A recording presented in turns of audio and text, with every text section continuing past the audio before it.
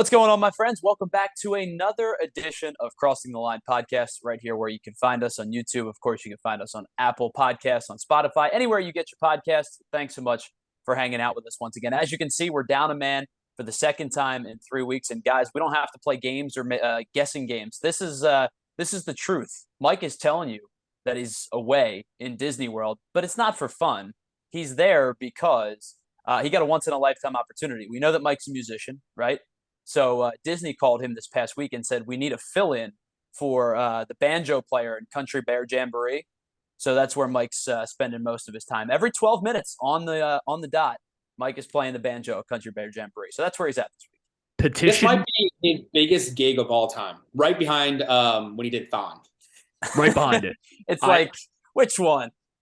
Petition to give him the new nickname Mikey Mouse, because I don't know if I know a grown man that likes Disney more than this man.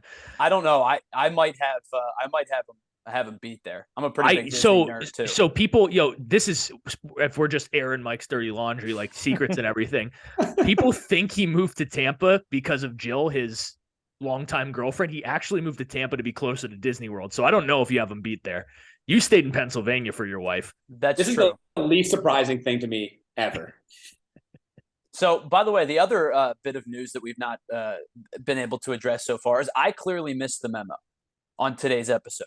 Jack has always been our Jersey guy. Mark has stepped up his Jersey game. So Jack is representing his Rangers, who play tomorrow night. Whenever we're recording this. The Rangers are in the NHL playoffs. Mark representing his Sixers. They're in the NBA playoffs, excuse me. And I missed the memo, and I just have my my baseball-ism shirt, 643. Baseball-ism is a great place, by the way. If you don't know what that means, stop listening to our podcast right now. I've watched more baseball in the last 2 weeks than I have watched, like, in a regular season in about 10 years. I love the pitch clock. I love it. So we got a lot to get into today. We will talk a little bit of MLB, but first we have to talk about a massive contract extension in the NFL regarding one local quarterback near and dear to our hearts. So we'll talk about that. We are going to get into the NHL playoffs throughout today's show. We want to talk about some fun games because tailgate season is always upon us. And Jack, you were in tailgate full force this past weekend. And of course, we'll wrap up today's episode with our segment as always. So without further ado, let's get things started right here on Crossing the Line.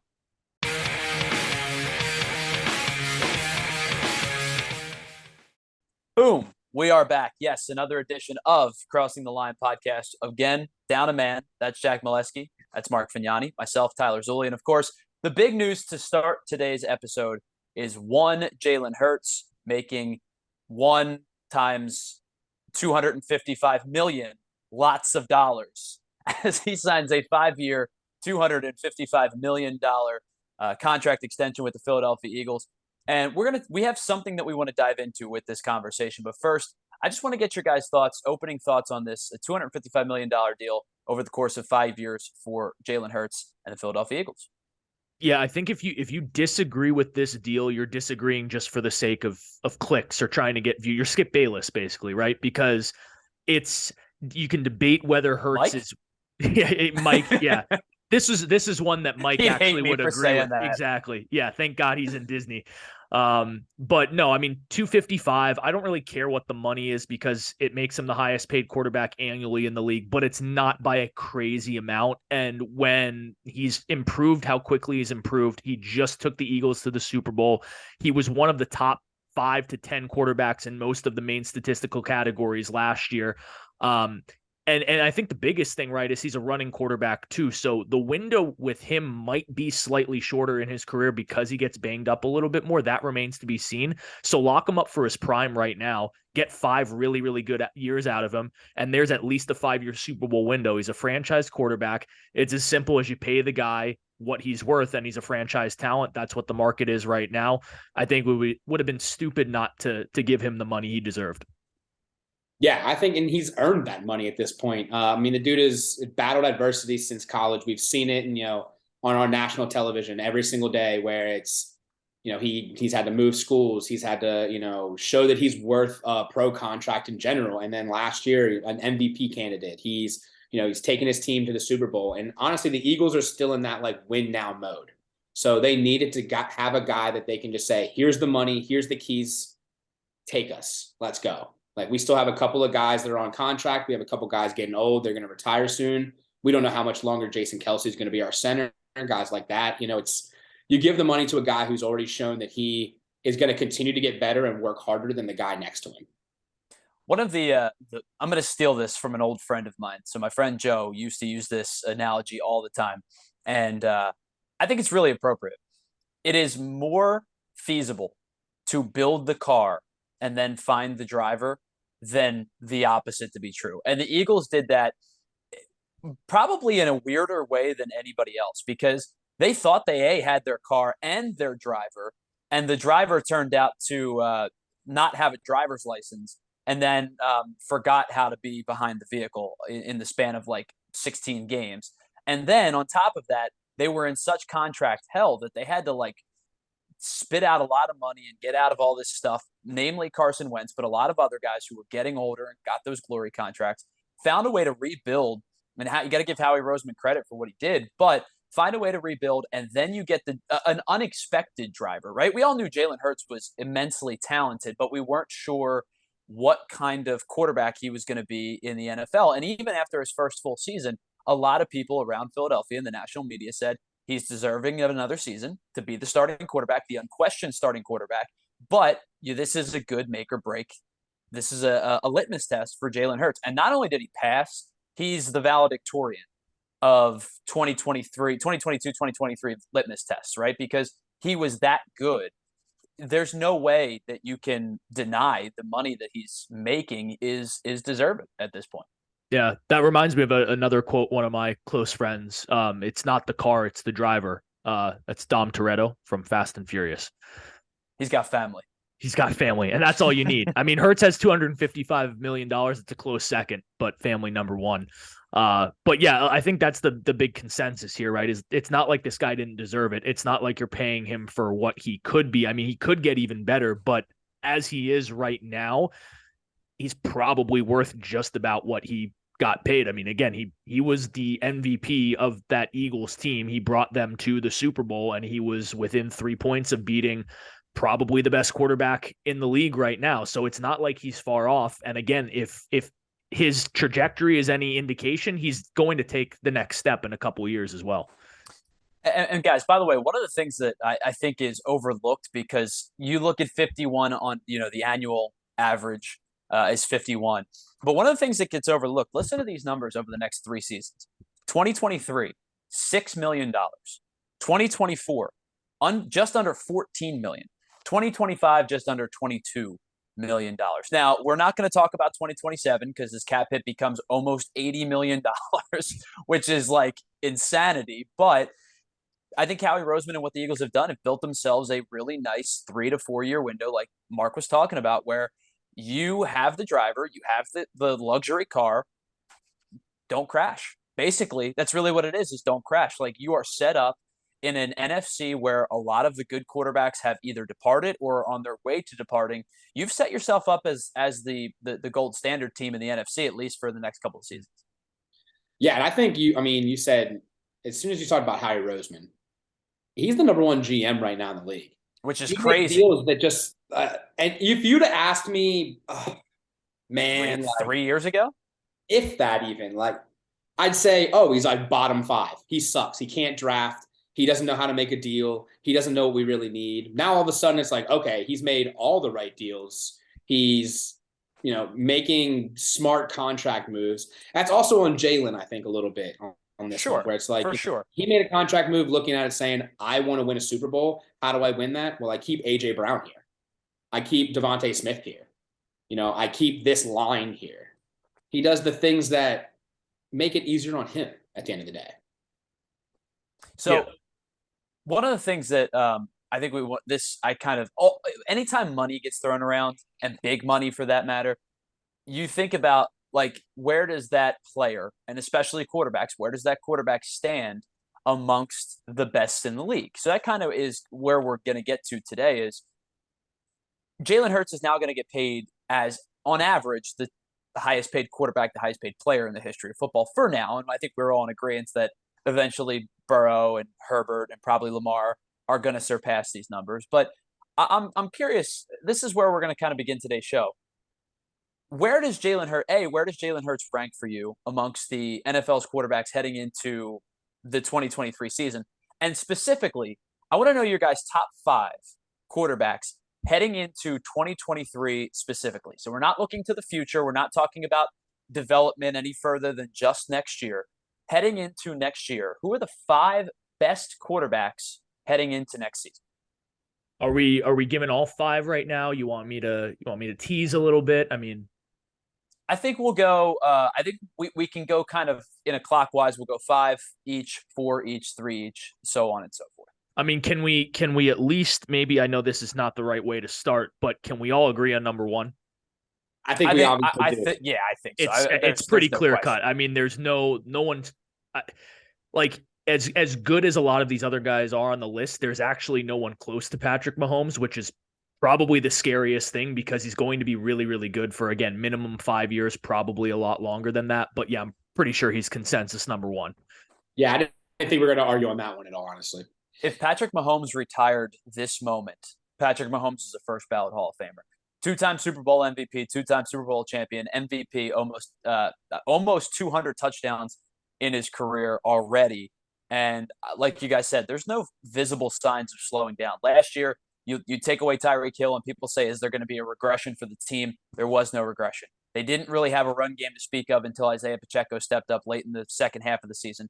He didn't have a reliable target outside of Travis Kelce for a majority of the year. They were kind of, MacGyvering this thing together with Juju Smith-Schuster and Sky Moore as a rookie and a bunch of other guys who are 2s and 3s and 4s on a lot of teams. And he still finds a way to not only get it done, but to go to the Super Bowl. And I know that it was a little bit crazy to say, oh, well, we were rebuilding. You're Patrick Mahomes. You're never rebuilding when you're on a football team. But it was probably a lesser Chiefs offense than we've seen in quite some time. Yeah, he's ridiculous. We could talk about him for the whole show, but I think it's a waste of time because he's number 1. So I'm happy to start with number 5 because I think it was a perfect segue what we're just talking about. The guy we're just talking about is number 5 and Jalen Hurts, in my mind. I think before this year, he wasn't in the top 5. I think with this year, he cracked the top 5. The thing is, Mahomes, we saw a rebuilding year. He's still elite. He's still amazing. Hurts, this was easily like one of the best teams around him. He had the best offensive line in football. He had an amazing wide receiver core. He had a really, really good tight end in Dallas Goedert. Like, is a quarterback going to be amazing without weapons around him? Absolutely not. But Hurts was in a pretty damn good situation.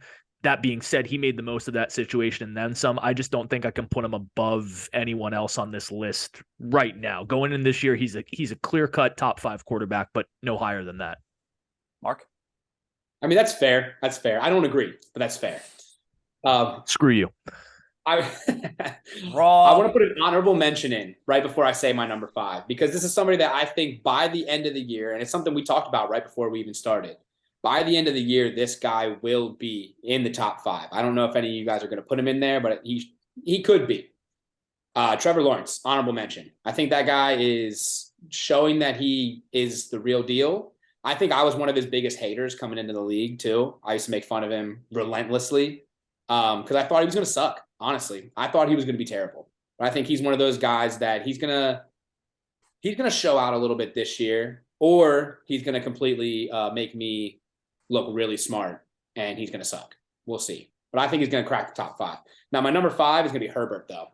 I think that he's got an incredible arm. He's got a decent team around him. But he just he shows out every week. Dude's going to throw a touchdown to 3 touchdowns per week. He's going to throw for 300 yards pretty often. He's just good. He's just good. There you have it, folks. Good night. Hey, what else do you need me to say about a number 5 quarterback in the top 5? I'm just saying. I appreciate you ending your takes that way because that's like the easiest way to end a YouTube short or clipping something is like a quick sentence like that. He's just good. They're just going to win. That's all, folks. You're welcome. He plays quarterback position. I'm here for the editors, guys. That's actually all I do this show for.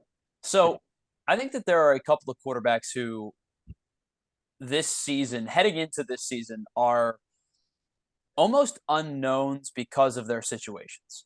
And for that reason, I believe that Lamar Jackson and Aaron Rodgers both are outside of the top five because of their situational unknown. Listen, if Lamar Jackson's on the field, to me, he's a top five quarterback in the NFL. If Aaron Rodgers is on the field, he's a top seven quarterback in the NFL. Not to say if they're both going to be on the field. I just don't know where. I have no clue where those two guys are going to be. If it's in, favorable situations, then they probably are right there. If it's not, then we'll talk about it. But because of the relative unknown and recording this in April, and we don't know what team they're going to be on, I can't put either of them in the top five just yet. So number five for me, Jack, you and I agree. Jalen Hurts at number five.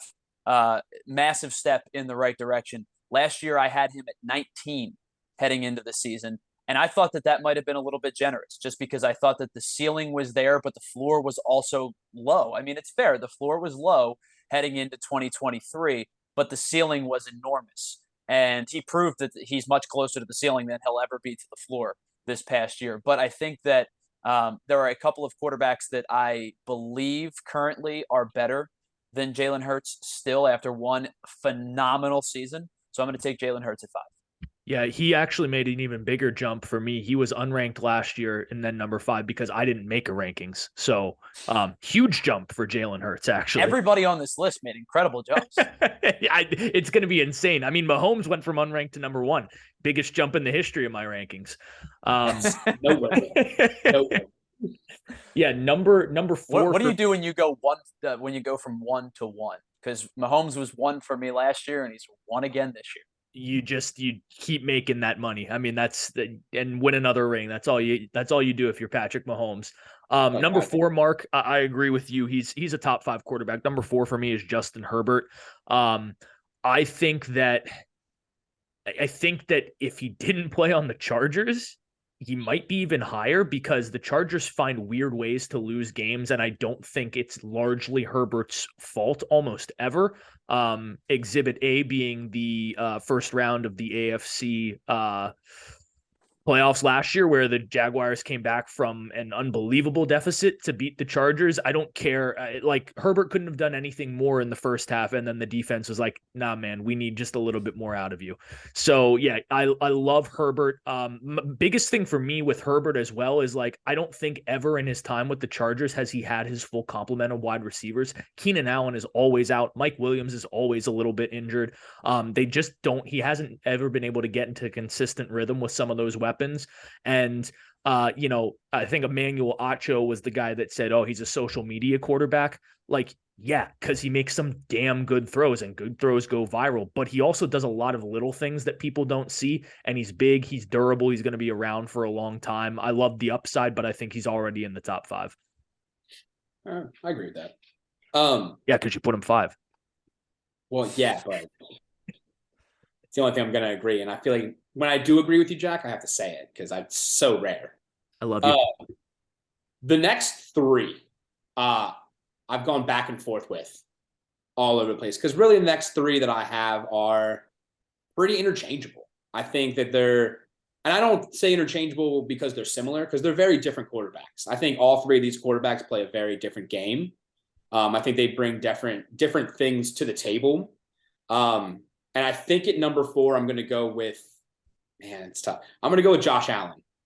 And the reasoning is I love his size. I love his arm. I love that he can do it with his legs. I think he's just one of those guys that as he gets older, I think he's going to get beat up more. Even though he's a big guy, he's not athletic enough to, I think, withstand an entire season once he starts getting, brittle bones, basically. He's literally the greatest athlete that Wyoming has produced in the last quarter century. Okay, Wyoming. Have they produced another athlete? I can't even think of another one. Chad Muma, linebacker. Yeah. That's shit. I was just going to say that. Wouldn't have even gotten that one. No shot. No, I think Josh Allen with having, Stephon Diggs out there, you have your easy target that you're just going to be able to throw to. They have a good defense. It's just, I would put him four. I'm going to put him four. I'm going to just keep it there. Again, this probably would be a good spot for me to slide Lamar Jackson in, but I can't quite do it just yet because I don't know where he's going to be playing quarterback the next season. So at number 4, for the second consecutive time, I'm going to agree with one of you two, and I guess that's one of the downsides of going last. At number 4, I go Josh Allen, and for every reason that Mark alluded to, most of the reasons. There's one thing that I don't totally agree with. The one thing I will add is the turnovers worry me. I don't like gunslinging quarterbacks. Gunslinger quarterbacks have tremendous upside. Gunslinger quarterbacks also scare the hell out of me at times. And you go, no, no, no, no, no. Yes. Yes. But sometimes you also go, no, no, no, no, no. Dude, why? Why did you make that throw? No. Insert Michael Scott gif. No, please, God, no. Basically. And so it's a high turnover number. I think he had 16 interceptions last year. I think he just takes too many chances with the football at times. Now, listen, that doesn't mean that he's bad or I think he stinks. Or Josh Allen's a top 5 quarterback. I have him at 4 for a reason. He's an elite literally a rocket attached to his right shoulder and can fit the ball in the windows I've never seen. You don't see many quarterbacks do, and I think sometimes he takes advantage of that. If the turnovers come down, he goes up. Right now, Josh Allen's 4.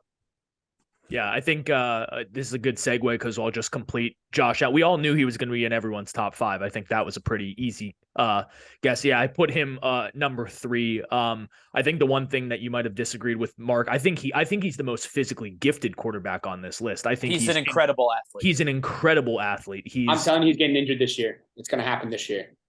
Predicting someone to get injured in football is like predicting the sun to rise tomorrow. Like, it's going to happen.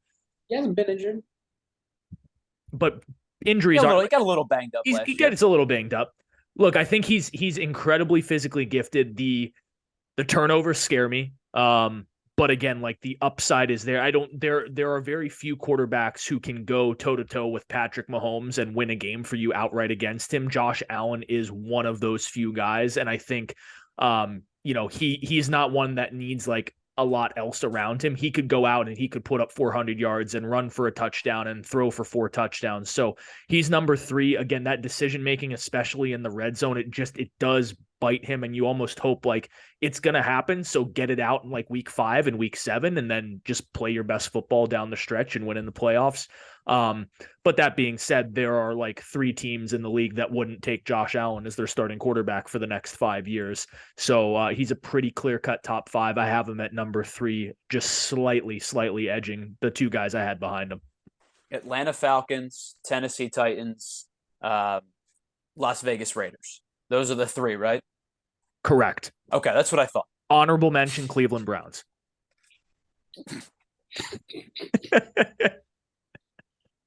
Yikes. Oh. So the next 2 guys I have are both winners. They know how to win. They know how to get things done. I don't think they've always been the best, but I think that they've made themselves the best. So I think what I'm going to go with next, because I know it'll piss you guys off the most, I'm going to go with Joe Burrow next. Joe Burrow's in my number 3 slot because the dude's just got so much swag. I'm going to be honest with you. He's got a team that will run through a brick wall for him because they just love him. I think he's going to continuously get better. He's a slinger a little bit, but he's getting better at protecting the ball, I think. And I think he's going to have a good season this season because I think he's going to be a little more comfortable. Because I think the first 2 seasons there were kind of finding comfort zone. The first one was, all right, can we put you behind a line that doesn't work? No, we cannot. And then the second season was, all right, are you comfortable coming back from an injury, basically? I think this is going to be his, like, I don't want to say breakout season because he kind of already had it, but I think he's going to have one of those seasons that we look at him and we say, okay, you're the real deal and you're going to be the real deal for a while. One of the things I'm starting to understand is I think for the most part, we are all going to have the same 5 quarterbacks just in a somewhat different order. Because number 3 for me is Justin Herbert.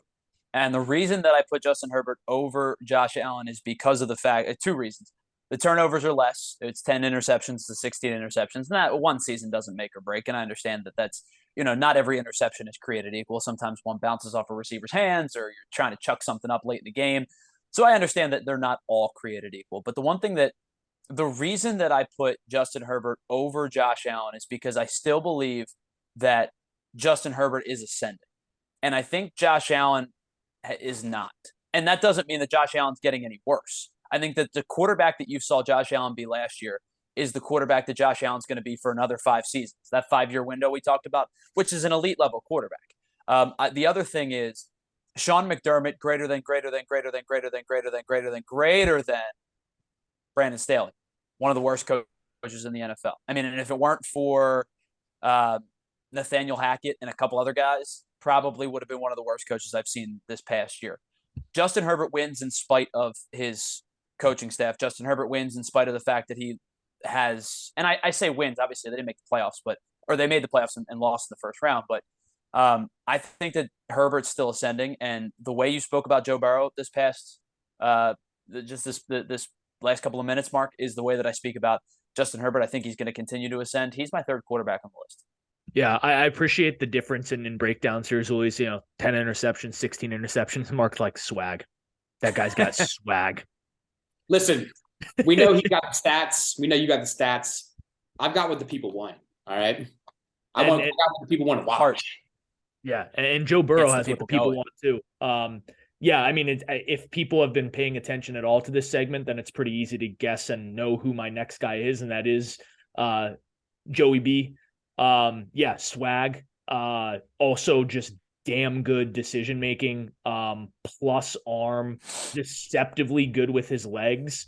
The ability to bounce back from that injury, that tells you a lot about him. But also, the first year there was awful offensive line. I mean, traffic cones, pylons, whatever you want to call it. It was bad. It's not like this last year they had a great offensive line either.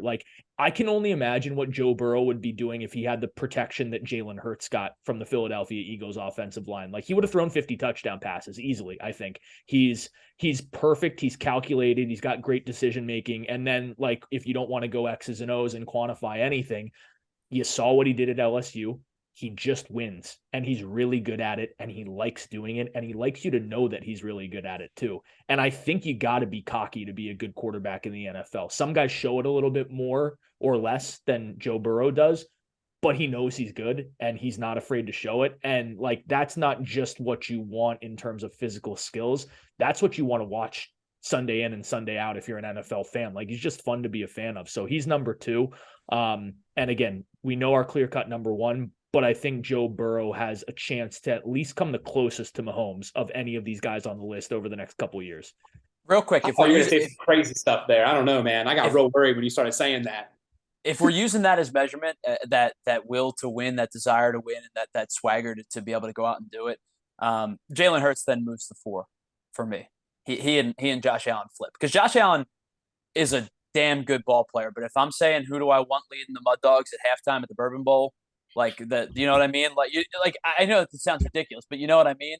There's no question in my mind I'm taking Jalen Hurts over Josh Allen when it comes to that. The heart alone is real. Hey, what? It's funny you say that, because my number 2, I think a clear-cut number 2 in the NFL right now. Shut up. The man made his money. He showed that he's going to be an MVP. Honestly, I think a lot of guys get their contract and they have the next year where they're like, screw it, I got my money, I'm good to go. I think he's going to be very much the opposite. I think that this year we're going to see somehow a guy that's even better. I think the offseason he probably spent doing nothing but watching film and lifting, because I don't think he has a life outside of football, honestly. I've seen the way he spent his money. He hasn't. He spent it on other people. So the dude probably drives a 1998 Toyota Corolla to the film study still. And he's probably the first one in the door, and he was probably the last one out every day. It's about the driver, though. It's all about the driver. That's what we, I thought we established it was about the car. No, I don't think so. Oh, you said it was about the car, but me and Fast and Furious said it was about the driver. And honestly, I always just thought it was about family. There it is. No, I think Jalen Hurts is the number 2. I think that this year he's just going to have an even better year. I think that we're going to have him in MVP talks again. And God willing, the Eagles will be in the Super Bowl again. But that's just a biased opinion, obviously. No, yeah, really. Well, the one thing that I will say about, in an unbiased, objective opinion, let's be honest, the MVP 99% of the time is a quarterback's award, right? Like quarterbacks win MVP more than anything. And if you look at the NFC, not to say that there's like a difference maker, but if you look at the NFC, it's him and everybody else, right? Like Rodgers is probably departing, and the better teams are in weird quarterback spots. Like Justin Fields is ascending, but the Bears aren't good enough yet to be in the MVP talks. Justin Fields sucks. I just wanted to lay out my agenda again, just in case people forgot. Justin Fields is not a good quarterback and never will be, but continue. Okay. Anyway, the 49ers are in a quarterback weird spot. Like Sam Darnold, maybe they're starting quarterback by the end of the year. So when it comes to the NFC, in terms of elevating your team and getting to that status, Jalen Hurts is the guy, right? So that helps your case. There's no doubt about it. The guy I do believe is going to win the MVP of the NFL season next year is my number 2 quarterback is Joe Burrow. I think that they are investing. They finally, after 2 years, have now invested in the offensive line. I think T. Higgins has a statistically better year than Jamar Chase does because they are scheming Jamar Chase more than anybody I've seen other than like Justin Jefferson in a long, long time. It's like T.O., Randy Moss level scheming at this point. The run game is solid, and the defense is good enough to limit the damage where Joe Burrow just goes out and balls. And I think he is the MVP of the NFL next year. And the Bengals find themselves in the Super Bowl. And therefore, if it's not Patrick Mahomes at 1, it's Joe Burrow at 2. You know what? I want to revise my number 1 pick because if it's about heart and moxie, I don't know why Jameis Winston isn't the best quarterback in the NFL. Jameis Winston's not even the best quarterback on his own team. Jameis Winston couldn't even see like the list of quarterbacks that he also has. No, he has LASIK now. He can see. He still can't see. Did you see him with LASIK? He was still going like this. Give him a chance. He's got 20/20 vision. Look, my take on Jameis is like, if you know your team's not going to be good, why would you not want Jameis as your starter? Like, at least that's going to be the most fun 5-12 season you've ever had in your life. Well, he's probably going to throw 30 touchdown passes. Exactly. I mean, he's going to throw 30 picks. He's going to throw 30 picks too. It's just electric, though. It is like the most fun way to lose if you're going to lose. I have to agree with Jack. That's twice tonight, by the way. Twice. I appreciate you say it because it's easier to keep track that way. The inevitability of this list was probably not in question, but it was in different orders. For all of us, Patrick Mahomes at number 1, and then in some order, Joe Burrow, Jalen Hurts, Justin Herbert, and Josh Allen. So let us know your lists. If you're checking in with us on YouTube, of course, put the comments down below. What is your top 5 quarterback list heading into next year? And we'll revisit at the start of the 2024 season if we're still doing this podcast, if you guys like us enough. And I think we might need to make another list because if landing spots for Lamar and Aaron Rodgers are determined, my list looks a little bit different. I think it probably will. Yeah. Well, I shouldn't say I think it probably will. I've said it. I believe that it will. Yes. Next. I like that you think that we care enough about if people like us or not, if we're actually going to keep doing this. I think we're doing this for us, and we're just hoping they like it. This is an us thing. Look, I know people won't like me. I just hope that they like this. Fair. It's your product. They want you want them to like your brand. Yeah. That's bold. Not what I stand for, my brand. Which that's bold. What I stand for. Yeah, sure. Anyway, on to our next topic of conversation. Now, Jack, you're actually kind of the originator of one of our topics, so I'll defer to you as to which way you want to go with this next. You want to go with the more fun one? Do you want to go with the more serious conversation? Oh, as you know, I'm always one to go for the serious route, so let's do it. And on that note, we'll talk to you next week right here. So, Jack, you were at Penn State's blue-white. For those of you who don't know what the blue-white game is, it's a college spring game. Every team has a spring game to some extent. Penn State's one of the schools that draws for blue-white game every single year, no matter the weather, no matter the precedent. It's always a good weekend because really what blue-white weekend is an excuse to go to Penn State and to drink. And we all know what that is. And we all, I think, at some point in our lives excelled at the sport of going to Penn State and drinking. And so, Jack, you were at some of the tailgates this weekend. That's what I was told. and you were there, I promise you. And so first of all, just give us a little background on how this question came to be. Yeah, I guess, during these tailgates, and like you said, weather was probably crappy for the first half of the day. People were still out there in droves. Then the sun comes out, beautiful day, great way to finish a mid-April afternoon. Yeah, tailgating right next to Beaver Stadium is one of my favorite things to do on planet Earth. And there are a lot of games that you can play at a tailgate. And I'm not one to be able to just sit around and enjoy the company of others for like 8 to 9 hours on end. No, I got to be doing I don't have friends. I do. I just don't like them enough. But I got to be Why do you think the four of us live in 4 different states? Exactly. It's Jack's competitive fire. He's trying to pretend like it's not that he just wants to beat everybody. He's like, no, I just play games. Yeah. But I do like playing a lot of tailgate games. 10 to 12 hours of tailgating, you got to mix it up a little bit. So through the course of this last weekend, I mean, I probably played 5 to 7 different games. And it got me thinking, like, everyone's got their favorite, right? But is there a clear consensus, like, number one tailgate game? It's probably not, but I'm interested to hear people's thoughts on, like, if you're going to a tailgate, does there have to be one game above all else that is there or that you play? I mean, what are the thoughts? There's just so many great options. And, since we went to Penn State, we got to pretty much play all of them. And there were staples. I think anywhere you go, you got your staples like stump, cornhole, pong. To pick a favorite, though, it's like picking a favorite child. You can't do it, right? Right. Well, you don't have any, so you can't. Oh, so I can then. We're good. So I think my favorite then. No, I mean, I would have to say, if a tailgate doesn't have Pong, why am I there? Right? I think that's one of those ones that everyone knows how to play. Everyone has fun playing.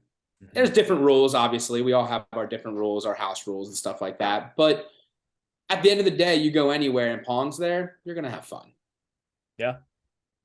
So you brought up one, and so to give a little background on like my upbringing, I never went to college football games until I went to Penn State, because the only games to go to for where I was Temple, right? I grew up in the suburbs of Philly and grew up in and around Philly my whole life. And I wasn't a Temple football fan. Nobody in my family was a Temple football fan. And honestly, going to the link is a little bit of an endeavor for anybody that, like, meaning traffic wise, right? It's not like right down the street for me. So I had never heard of Stump until I got to college. Now, you have hundreds of names for Stump, right? You could call it whatever you want, but it's the same basic premise. It's a nail and a hammer and a piece of wood. And that is all you need. Chills. To have fun. And the first time that I ever saw Stump, I walked up and I said, "What the hell are you guys playing?" And I got that look of like, "Don't you know? It's like the greatest tailgate game in the world." And I said, if I knew, I wouldn't have asked a stupid question. And I'm watching people throw up a hammer. They can't see straight. Their eyes are crossed. They got one eye closed. They're about ready to pee their pants because the porta potty's 9 miles away. And they're catching hammers in the air, slamming it into this stump. And I go, this can't be fun. Until you play it with that exact same descriptor that I just had. And you realize how great of a game Stump can be. I'm not even good at it, because I will miss the nail way more than I will hit the nail. Is it bad that when you said the urinals at Penn State, my mind immediately went, "Oh man, the Coctagons." So there was not one of those near us, but I've never seen this before. There was a semicircle of urinals around a. It's not a Coctagon. I guess you call it a pentacock, because there were 5 in there. But at about 3 p.m., you walked in there and everything was overflowing. They had a drainage issue and it was spilling over. It was terrible. But yeah, I love the premise of like putting it inside the other urinals, but didn't work out well. Listen, there is a wonderful thing about being a guy where you can just go pick a tree. But when you're at a tailgate, you can't do that. That's incredibly wrong. Correct. You can't tell me that you haven't had a great experience in a Coctagon, though. No, never. You just stand in line. It takes no more than like 30 seconds. And you're like, oh, there's 19 urinals to pick from. Well, no, they're actually 8. That is the whole point of that is a whole point of the shape of that. There's only 8. Yeah, but Jack, I've always just been blackout drunk at these things. That's fine. You were saying it looks like there's so many. Yeah, no, there's not a good time to use a urinal or a porta potty. Well, I guess you're just the glass half empty, and we're glass half full guys. You don't get it. I don't know where my glass is. There is no glass. Hopefully, it's dropped it in the Coctagon. Mark launched it out his car sunroof along with the 700 mugs that we shattered all over Innovation Park. That's ridiculous. Yeah, I think I mean, like you guys said, I don't think there's a wrong answer here. This is why I brought it up, because I like what game everyone associates with a tailgate. Both people here and most people that know me know that beer pong is my favorite drinking game of all time. And like, if there was a gun to my head and people were like, you have to do one thing to save your life, I'd be like, give me 2 balls and I'll make 6 of the next 7 cups. That like, that's just what I hang my hat on drinking wise. But I think cornhole has to be the number one tailgate game for me. I can't picture a tailgate where I don't have a beanbag in one hand and a beer in the other hand. Like, that is just the quintessential drinking game. It's easy to play. It's so easy to set up. Like, the one thing with beer pong at a tailgate is when it gets windy, it's really not fun to play. Like, you can never not play cornhole at a tailgate and have a good time. It's always a lot of fun. But one that is creeping up on the list, Stack Cup. Stack Cup is an amazing way to bring families together at tailgates and just to educate the young and to celebrate the old, and everyone 80 to 5 years old can enjoy a good game of Stack Cup. You got 5-year-olds playing Stack Cup with you? Not legally. 5-year-olds. That's the real question. Huh? Because I can win then. Like you said, the competitive spirit, I just want to win. And the 5-year-olds are really easy to beat. So I get that. For those of you that don't know, Jack, I didn't know you in your high school playing days. But from what I've gathered hanging out with you, you were a decent athlete. Like decent. You could hold your own in a handful of different sports. You were a decent athlete, right? Decent. Yes. Jack is one of these dudes. No matter what backyard, dad, lawn, tailgate game that you are going to play, Jack is good at for no reason at all. Wait a minute. All right. So yes, but no. Hear me out this one. Tyler, anytime you went to their apartment, what was set up in the living room? A pong table. Was it ever not set up? No. And in fact, So I'll take it a step further. There was never not somebody actively playing when I walked in. That's true, because Jack was always playing. There's a reason he got great. Practice. Sure. The dude practiced all day. He is one of those dudes that just picks up any long game. It pissed me off. We're playing wiffle ball the one day, and this motherfucker. We did play a lot of beer pong, like way, way too much beer pong. Most Fridays sophomore year, we got done with class at like 2, and from 3 to 5:30, we played beer pong. I think Mike still owes me like 3 naked laps. Just you guys as roommates, like nobody else? Mike and I for like the first hour, then Morgan would come back, play a little bit, and then we'd usually have people from downstairs, like Sammy and Josie would come up, play a little bit. I mean, like religiously for about a year straight. Yeah. And here's the thing, too. It would be like Sunday morning, and the 4 of us would have gotten after it the night before. Like, and we'd be like, hey, you guys want to get breakfast?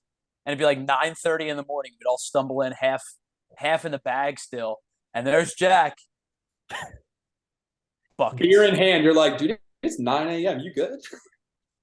I didn't stop drinking. Jack, did you go to bed? Nope. No. Now, I got to say this, Zulz. You said about Stump being so dangerous. Is Stump more dangerous than Dizzy Bat at a tailgate? Yeah, I think so, because Stump, like Dizzy Bat, the likelihood of you doing something is you're knocking something over, right? You might crash into the table, but like you're probably not doing anything. It's kind of scary, you know? But you come down full force with that hammer, right? Because you know, especially when you're drinking, you're not thinking about gravity or physics. or the decency of your life. Talk about Even when I'm yourself. sober. You're just thinking about getting the nail in the stump as quickly as possible. That's a more dangerous game. Fair. I had to ask the question though. All It's right, the amount of times that I've seen somebody hit it, and then you just see somebody like turned around and just go, "Oh my god!" dangerous game. Great game. But the thing with stump is there's a finite window because I'm not good sober. I don't know why. Just one of those games I'm not good at sober. And then I get too drunk and I can't play either. But there's like a 3 to 4 beer radius where you're elite at something you shouldn't be elite at. Can't jam. No, they're good one. Everybody's got it. Endless tailgate games. Sorry, it was a random one that came to my mind. I couldn't help myself. There's so many good ones. Can jam's a good game. I do think that is one thing that we lucked out on. We went to a school where the tailgate was almost more important than the game sometimes. It never was because especially during the first 2 years where they had like 9 scholarship players. Yeah, it's fantastic. You get there and you're like, all right, how drunk can I get before a noon game? Because there was never a game after noon. Because they're like, who's going to watch this shitty team? We did. We hated it. We watched them lose to like Maryland and some shit. Like Penn State, Akron, noon. Can they play at 9 a.m.? Honestly, if they could have, they'd have gotten that thing out of the way as fast as possible. Yeah. Zips. Welcome into Sunrise Kickoff. You know what's really crazy? Penn State's taking on Westchester. Do we start drinking at 4 a.m. at that point? Or like, where does that, what happens there? Do we just not like, is it a Friday night where we just kind of stay out all night long and go straight to the game? This is probably why they didn't do 9 a.m. Yo, can we talk about the most elite thing about the noon kickoff was the post game pre-Saturday night nap. Yes. The most elite thing in the world. You would get home and you'd sleep for like, I don't know, an hour, 90 minutes, and you would feel like a brand new person and you were ready to take on the world. Can I be honest? I never did that. Yeah, because you were playing Pong, we know. Grind don't stop. No, if I fall asleep after even drinking a little bit, I can't bounce back. So I just don't go to sleep. That's literally what I was about to say. You either wake up a brand new person or you wake up the same person you were when you went to sleep. But maybe worse. Maybe worse. It's, oh man. No, I don't know if I ever, no, I did. Not by like on purpose, but I definitely had my post-game naps. Oh, post-game naps were great. It was when the sun got you, really. Yeah. Exactly. All right, one final segment before we get to the fun stuff. We do have to get back to sports a little bit, even though I think our tailgate conversations are just as fun. The NHL playoffs are upon us. In fact, games are happening this week as we speak and as we record. And as you listen to this throughout the rest of the week, Jack, you are our let's use our words here, Tyler. Resident hockey fan. And so I want to know, other than the Rangers, what excites you about this NHL playoffs? The fact that they're starting. I mean, I said this last show a little bit, but I stand by this take regardless if I'm a biased hockey fan or not. There's nothing better in sports than Game 7 NHL overtime, and there's no better playoffs than the NHL playoffs. 7-game series, wars. The parity in the league, I think, is the biggest thing right now. Like, the Bruins had a historically good season, and they are by no means a consensus pick to win the Cup in the minds of just about anyone in the NHL. In fact, the President's Trophy winner is historically not the team to win the Stanley Cup. And for those that don't know, that is the best regular season record. So what excites me is the fact that anything can truly happen. Like, if you look at this year's playoffs, there are probably, I would say realistically, there are probably 3 teams that don't, in my mind, have any shot to win the Stanley Cup. But other than that, you can make a really compelling argument for a lot of teams. And I think that's what excites me the most. Like, clearly you got your favorites, clearly you got your long shots, but in the middle, there are, I would say 12 of the 16 teams, 11 of the 16 teams that are not quite favorites, not quite long shots, but you wouldn't be shocked if any of them won the Stanley Cup. So that's the best thing to me, is like nothing specifically other than there's always something crazy that happens. I'll be honest with you. I have not watched enough hockey this year. And I love hockey too. Like I'm proud watching of you. hockey is Proud so of you fun. for admitting that. I'm gonna admit it before I say my take, so that people don't look at me and say, "Who's this idiot?" Which they normally probably do anyway. So that's fine. That's fine with me.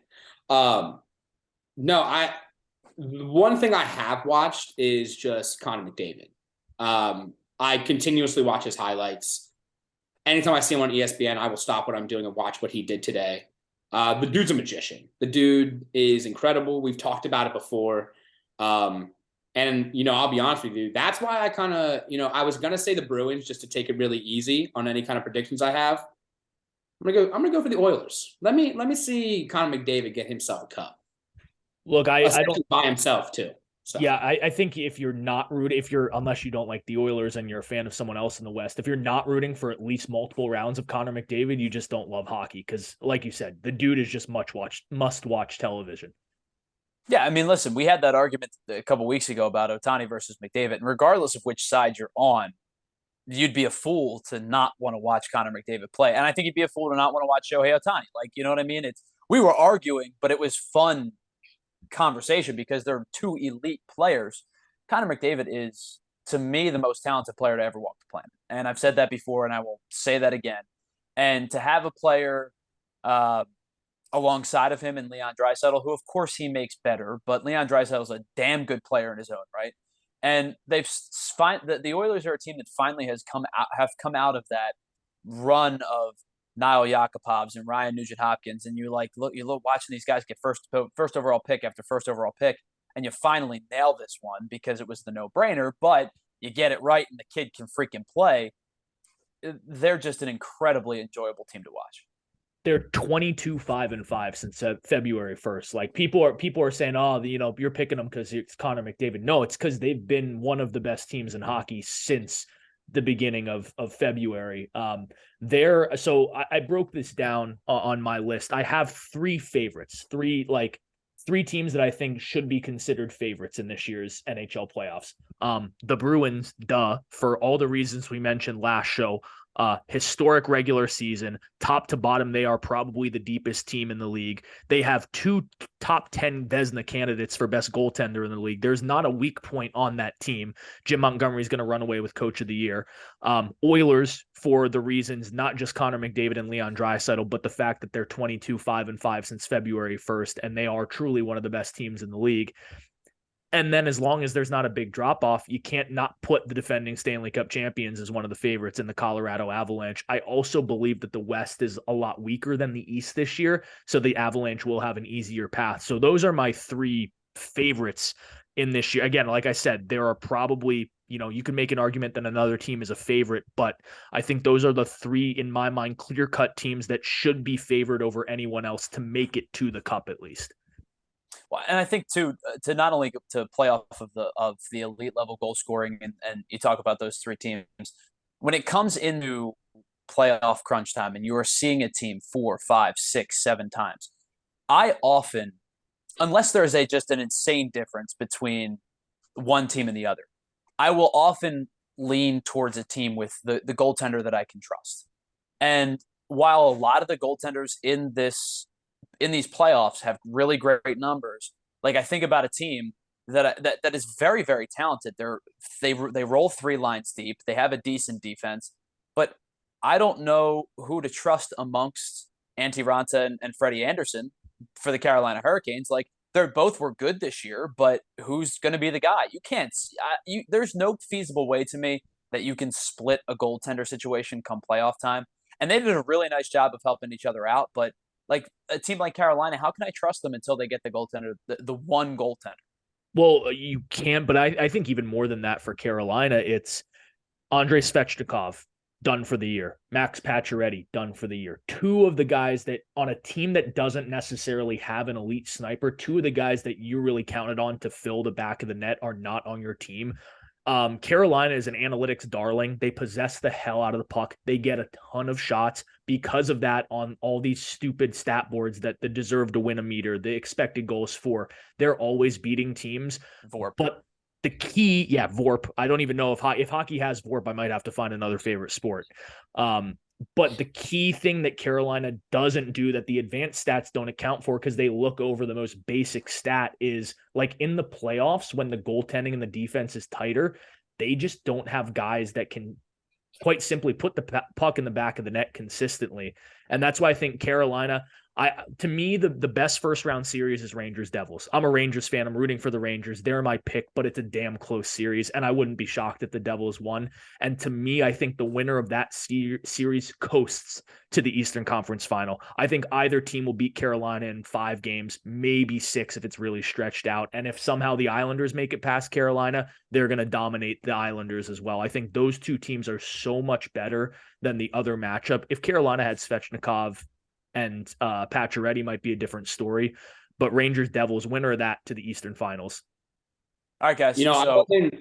I wasn't going to watch a ton of the NHL playoffs. I'll be honest with you. I was probably going to watch it later on as it got late. Now I'm going to watch the first round strictly to watch the Rangers lose, so I can text Jack the entire time like, "Hey, what the fuck was that? You suck. You suck. You suck. You suck. You suck. You suck." He's going to hate it. He won't at first, but by the end of it, when it's all done and they lost in 2 games, he's going to hate me. Devils in 2. Devils in 2. You heard it here first. Devils in 2. Rangers quit. They said we don't want it anymore. Hey, you know what? We actually forfeit. Everybody's injured. Sorry. Can't even play. So because of the fact that we are, by the time we're on next, these playoffs will have pretty significantly gotten underway in the first round. I want to know from each of you, Eastern and Western Conference winners, who is making the Stanley Cup, and time to be on record, who is winning the Stanley Cup. Well, Mark, you've already given away half of your answer, so you might as well go. And with expert hot takes like Devils in 2, I'm really excited to see how the rest of this pans out.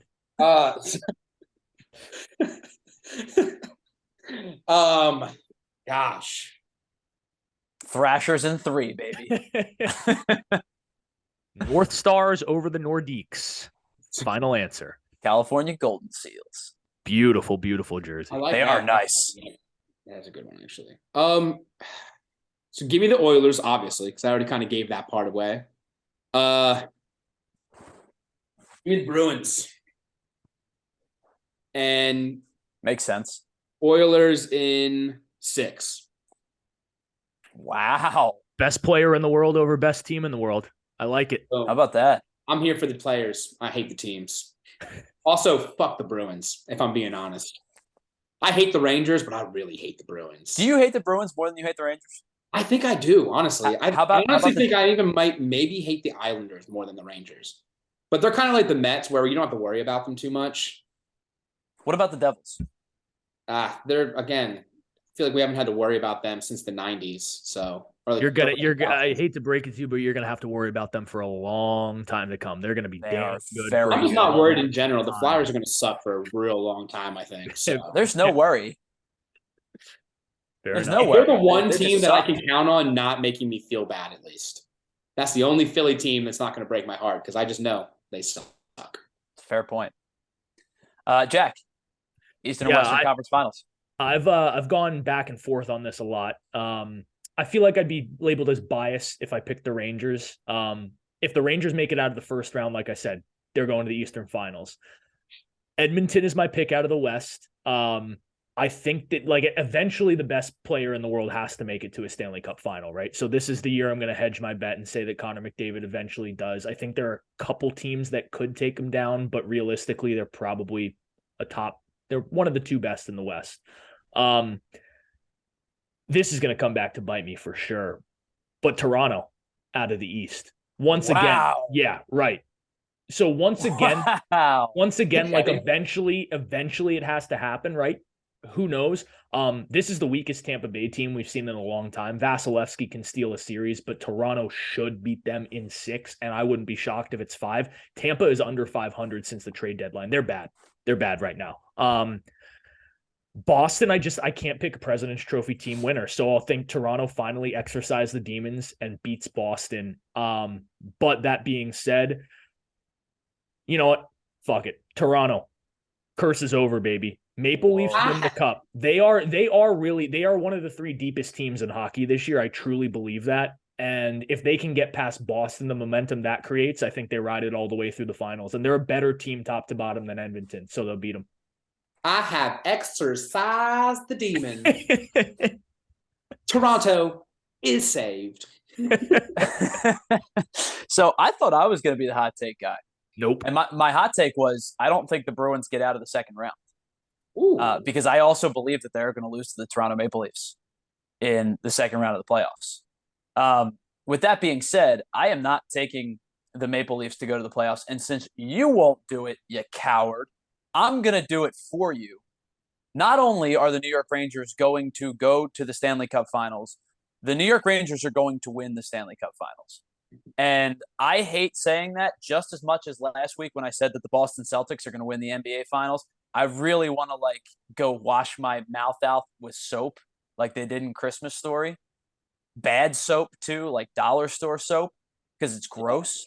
Like how about the charcoal soap so your mouth turns black too? Gross. That's disgusting. But that's what we're gonna do. I'm going with the New York Rangers because here's the thing. I talked about goaltending, and I know that guys have better numbers than he does this year. But when I look at the goaltending around the league, there is not a goalie that I would feel more comfortable in the net in a big game right now. And I know it's not like he's won multiple game sevens or anything like that. But right now, Igor Shesterkin's the guy for me. I think he's going to be the guy for a really long time. I hate the fact that he and Carter Hart were being compared to each other because I think that it was pretty clear that Shesterkin was better from an early age, but not the point.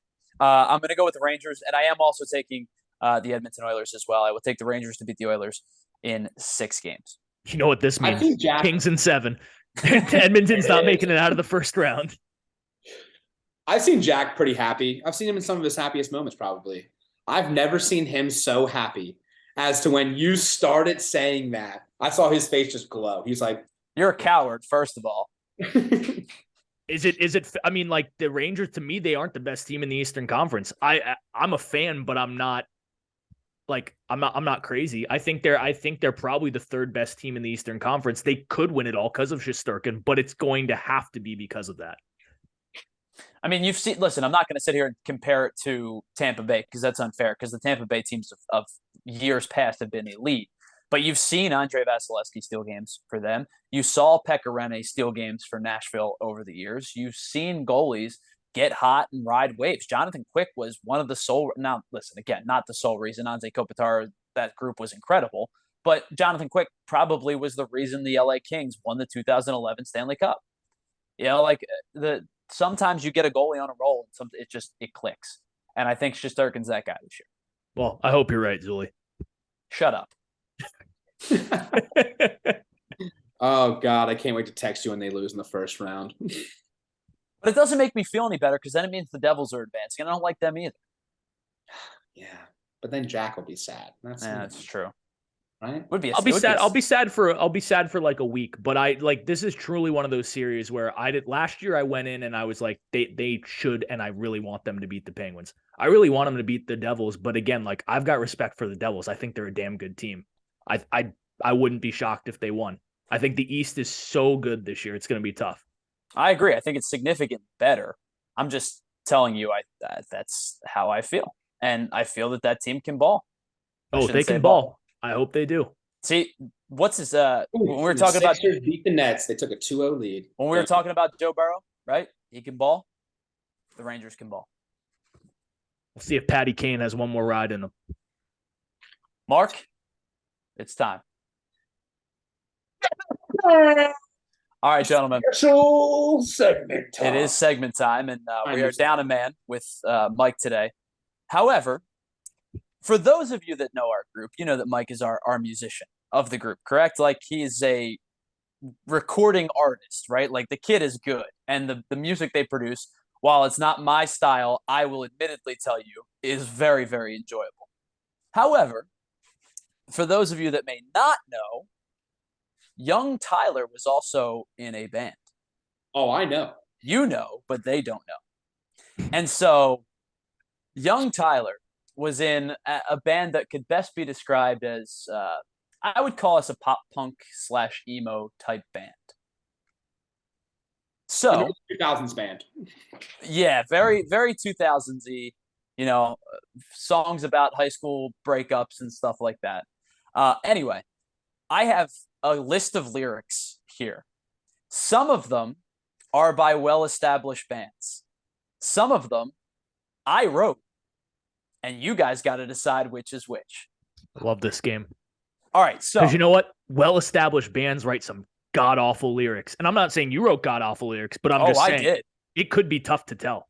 And I will say this: some of these lyrics were written as an adult, and some of them were not written in good mental states, and that's the most morbid that I'll get. But they're not just like, my girlfriend broke up with me, I don't have a date to prom. Let it ride. All right, guys. Before we get too deep, real quick, Zuls, I just need everyone to know the only reason I know that you do this is because I literally had to do a project, and I'm like, "Hey, Zula, you want to just do this project with me?" He's like, "Nah, yeah, sure, whatever." Story about you falling off the stage. Literally took a dive. That's why I cannot get that picture out of my mind every time you talk about your high school band. We need that story for a pod eventually. It's not tonight, but it's coming. We'll tell it. All right, guys. So we're gonna start you off with one. So here's the deal. These are easy to me because a lot of these are bands that I listen to. Jack, you may have a chance because you and I intersect a little bit in music. Just like the Rangers, we got Mark, a chance. I'm not sure you're going to have much of a chance on this. And here's the deal. I'm going to read these in the most bland way possible. Oh, scream them. No. All right. Number one, you got to tell me, is it a band or is it me? And you get a bonus point if you can tell me who the band is. Ooh. All right. Number one, let me do this straight face. It kills me not to know this, but I've all but just forgotten what the color of her eyes were, or the scars and how she got them. Is it Mark, I'll let you. Is it a real band, or did Tyler write that song? Yeah. Oh, that's a real band. I'm just give me a second. You're right. It is a real band. Can you name me who it is? I'm trying to name the band. Give me a second. Do we get copyrighted if we start singing the song? I don't know. It's a good question. I know this band. It's going to bother me when you say it out loud because I know it. Because I'm singing this. The song's going on in my head right now. As the telling signs of age ring down, a single tear is dropping. I can't think of who it is. Damn. It's a real band. It's Rise Against. It's Savior. It is. You are correct. Not only did you get 1 point, you got 2 points. Fuck you, on Mark. that one. This is bull. I knew Jack was going to beat me at this. You guys are a team. Yeah. Oh shit! All right. Still, fuck you, Mark. But when I wasn't practicing beer pong, I was listening to all the music in the world so I could win this game, including my unreleased songs that never got music to them. They're just words. Bridget sent the lyrics. That's all. Number 2. When you look back in the sky and you can't see me, who are you going to persuade to believe? Because I've been gone for far too long.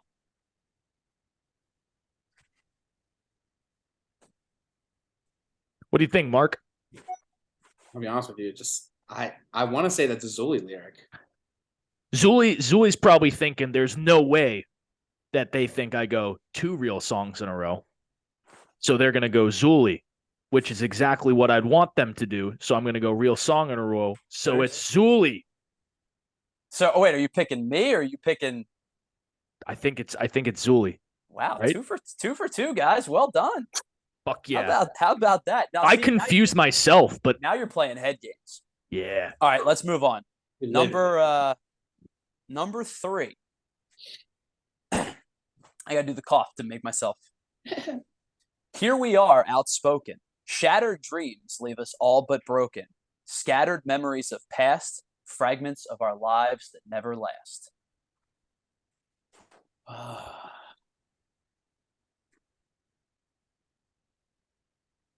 I've got my gut feeling, Mark, but I have a gut feeling on this one too. Can you say it again real quick? Here we are, outspoken. Shattered dreams leave us all but broken. Scattered memories of past, fragments of our lives that never last. That's a Zoli lyric. That's what I was thinking too. You guys are good. That's 3 for 3. We're good.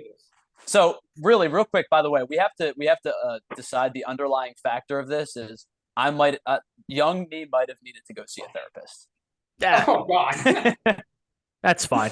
But you've grown out of it. It's really strong of older you to be able to say that, though. All right. Next one. Ready? Your eyes tell the story of a day you wish you could recall. The moments that once have. Retract the footsteps that brought us to this favor. Oh man, it's a bad lyric. I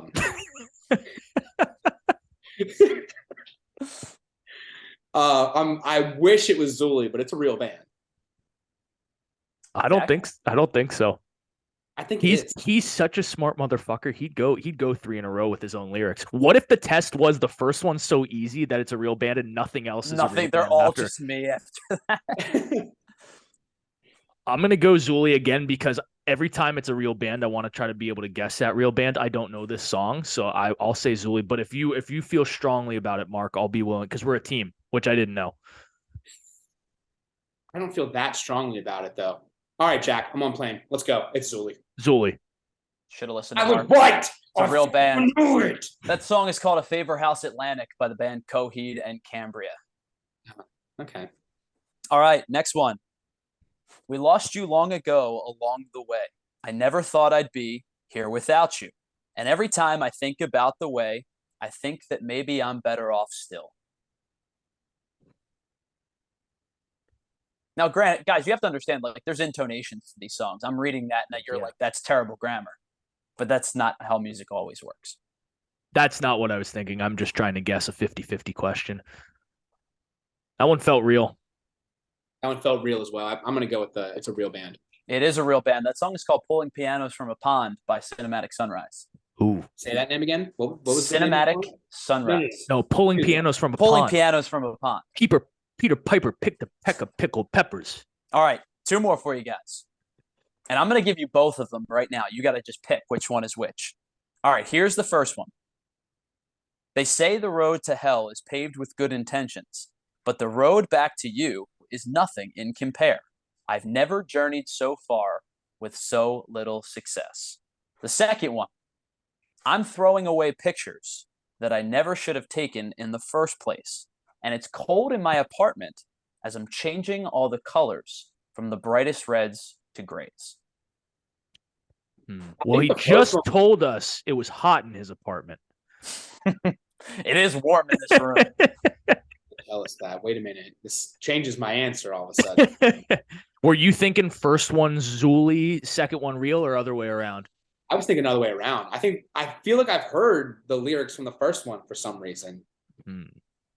All right. Well, last time I didn't trust you, so I'm going to trust. I'm feeling the other way around, but I'm going to go with your answer, Mark. We're trusting the gut. First one was real. Yeah. Jack, you would have been right. First one I wrote. Second one is from the band Mayday Parade. It's called If You Wanted a Song Written About You, All You Had to Do Was Ask. And that is our game, gentlemen. You guys did okay. Not bad. I'm glad I knew at least one band and one song. So I was going to make them easier. I was going to go with like very popular. I mean, like, if you're in the emo scene, a lot of these are popular, but if you're not, it's a little bit more difficult. But I thought I'd start you with an easy one to get your hopes up and then crash them down. I'm just saying, you hit me with like an Ohio is for Lovers lyrics. I got you. You give me like a little My Chemical Romance. Easy. All right. I don't think I know. Long ago, just like the hearse you died to get in again. Yeah, something like that. Yeah, okay. Yeah. Little Disturbed.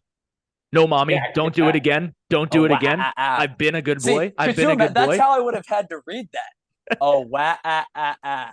I promise. Oh. No, mommy. I won't do it again. I'll be a good boy. I'm gonna do this again one time, like months down the line, and I'm gonna bring up new songs, and they're all gonna be the most ridiculous thing possible. Like I did it for the Nookie. I'm gonna do this game. We're gonna do this game in a month, and I'm gonna find some obscure country songs because I know not everyone's. And I'm gonna write lyrics 10 minutes before the show, and you're gonna have to guess which one was country and which one was me. I'm just gonna straight up freestyle and then also do lyrics and see. Nice, I like it. Cool. Well, thanks for playing. Thanks. A really easy game.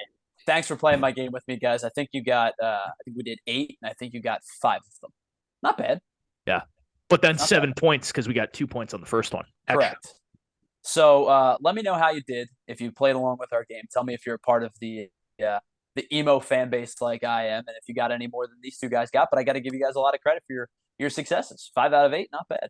I'll take it. That's passing.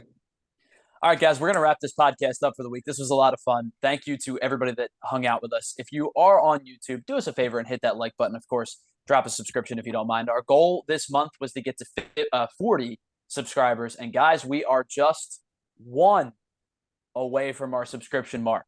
So if you want to be that 40th person and save Mike the embarrassment of having to lobby for Nikola Jokic as the MVP, go ahead and be that 40th one. Guys, before we get out of here, any final thoughts before we wrap this up for the weekend? Let's stick at 39 until May 1st. I really want to hear Mike do that. I was just about to say, I'm going to take my subscription away. Unfollow. Just for this reason. And I'm going to tell all my friends, get off of it. Because I want to hear that, actually. Well, Mike will be back next week to lobby for Giannis or Tatum or anybody but Joel Embiid because he hates Joel Embiid. I don't know if you guys know that.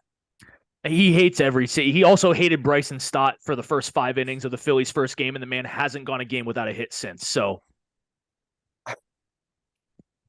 that's the Fair enough. Mike DeBella experience. Mike, we'll talk to you next week, guys. We will talk to you both next week. And, of course, everybody listening, thanks so much. And we will talk to you next week right here on Crossing the Line Podcast.